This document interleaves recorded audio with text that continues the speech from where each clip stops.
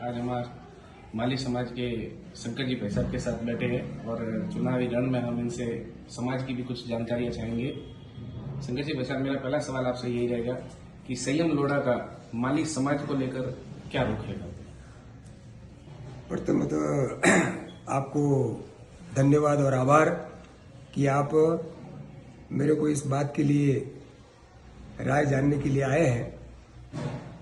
आपका सवाल ये है कि वर्तमान में विधानसभा चुनाव के अंदर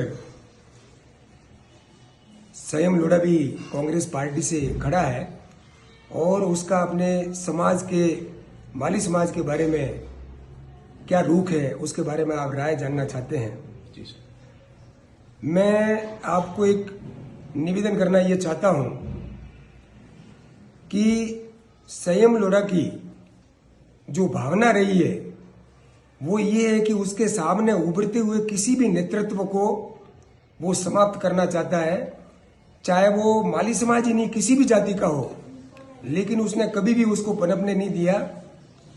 उदाहरण के लिए उनको ये लगा कि ताराराम माली मेरे को ज्यादा चोट पहुंचा सकता है या मेरे सामने ये कभी भी खड़े होकर के और मेरे चुनौती पैदा कर सकते हैं, तो उस मंतव्य को ध्यान में रखते हुए संयम लोढ़ा ने निराधार उनके ऊपर आरोप लगा करके नगर पालिका के ऊपर उनके भ्रष्टाचार के आरोप लगा करके और उनको दबाने का प्रयत्न किया। अब उसके बाद में सिर्फ आरोप ही नहीं लगाए, लेकिन अपने राजनीतिक वर्चस्व का वायदा उठाकर बड़े अधिकारियों के साथ में बातचीत करके उनके ऊपर दबाव बनाया जा रहा है कि आप किसी भी सूरत में ताराराम माली चुनाव के अंदर मेरा किसी भी प्रकार का विरोध नहीं कर सके। और इस बात को लेकर के जैसे जैसे उनको ये पता चलता है, अब मैं इसके पूर्व की घटनाओं की तरफ जाना चाहूंगा, तो हमारे समाज के कई प्रतिष्ठित लोगों ने संयम लोढ़ा के पास में जाकर के ताराराम जी के बारे में बातचीत की, लेकिन उस समय ताराराम जी के बारे में वो एक बात भी सुनने को तैयार नहीं थे संयम जी, और वो ये कहते थे कि नहीं, मैं इसको किसी भी हालत में नहीं छोड़ूंगा। लेकिन आज जब चुनाव सिर पर है और वो अपने आप को हारता हुआ महसूस कर रहे हैं, ऐसी परिस्थिति के अंदर उन्होंने वापस ताराराम जी के घर पे पुलिस को भिजवाना चालू कर दिया है। ये राजनीतिक साजिश है और सिर्फ माली समाज के युवाओं को, माली समाज के उभरते हुए सितारों को डराने, धमकाने और दबाने का एक मात्र उसका कुसफल प्रयास है।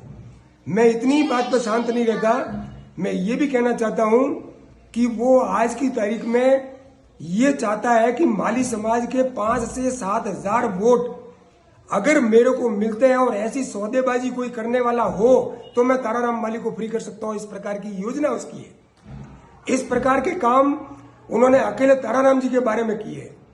अब इसको इससे दूर हटकर के बात कर लीजिए, तो कुछ समय पहले की बात है जब पामेरा का प्रकरण हुआ, तो उस पामेरा की उस बच्ची के प्रकरण के मामले में भी हमने 5 से 7 हजार लोगों की भीड़ को ले जाकर के जब कलेक्ट्रेट के सामने प्रदर्शन किया, तो हमारे दबाव में आकर के और वहां की प्रशासन ने उस बच्ची को ला करके दस्तयाब करके और हमको समर्पित किया। लेकिन उस समय उनका जो फोन, अपने संयम लोढ़ा का फोन आता है हमारे पास में, और वो कहता है कि आपको इतना बड़ा बखेड़ा करने की आवश्यकता क्या थी। ये बोले मेरे को बोल देते, मैं लड़की को दस्तयाब करवा देता। संयम जी, आपको पता होना चाहिए कि एक नाबालिग बच्ची को कोई व्यक्ति लेके जाता है और उसको 10 से 12 दिन तक वो दस्तयाब नहीं होती, अखबार के अंदर सारी बातें आ रही है, आपकी जानकारी में नहीं है क्या? आप माली समाज के कुछ लोग आपके चरणों में आकर के हाथ जोड़ के आपको निवेदन करें, तब जाकर के आप ये कार्रवाई करोगे। आपको थोड़ी बहुत कम से कम आपके दिमाग में ये होना चाहिए कि किसी समाज के बारे में आप ऐसी कल्पना कैसे कर सकते हो कि कोई समाज आके आपके सामने गिड़गिड़ाएगा। ऐसी मनोवृत्ति मत रखो। ऐसी मनोवृत्ति के कारण ही आज आपको दुष्परिणाम भुगतने पड़ रहे हैं।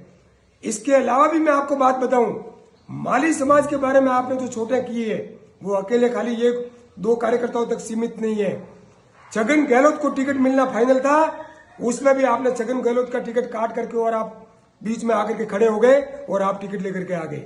पुखराज गहलोत की जब बात आती है तो आपके साथ में कपड़े फाड़ने की नौबत आ जाती है।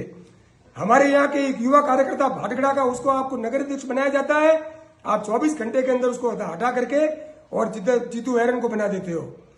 ऐसे जब शिवगंज के अंदर माली समाज के किसी व्यक्ति की हत्या होती है, चूंकि हत्या करने वाले अल्पसंख्यक जाति के लोग थे, तो आप उनका सहयोग करने के लिए और तुरंत प्रभाव से आप उनका सहयोग करते हो और माली समाज को आप दरकिनार कर देते हो। आखिर माली समाज ने आपका बिगाड़ा क्या है?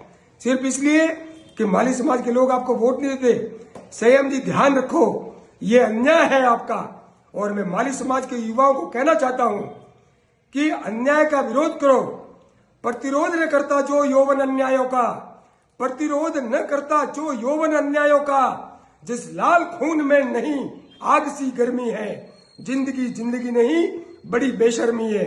इसलिए मेरे मित्रों, मेरे युवा भाइयों, मेरे साथियों, एक मुश्त जो लोग थोड़ा बहुत भी इसके प्रति अगर थोड़ा अच्छा भाव रखते हैं संयम लोढ़ा के प्रति, लेकिन इन बातों को ध्यान में रखते हुए माली समाज के युवाओं को जिस प्रकार से इसने नेस्तनाबूद करने का काम किया है, इस चुनाव के अंदर माली समाज का प्रत्येक युवा इसके विरोध में खड़ा होकर के और इसको इन चुनावों में नेस्तनाबूद करा करके और इसको जमानत जब्त कराने की कार्रवाई करेगा।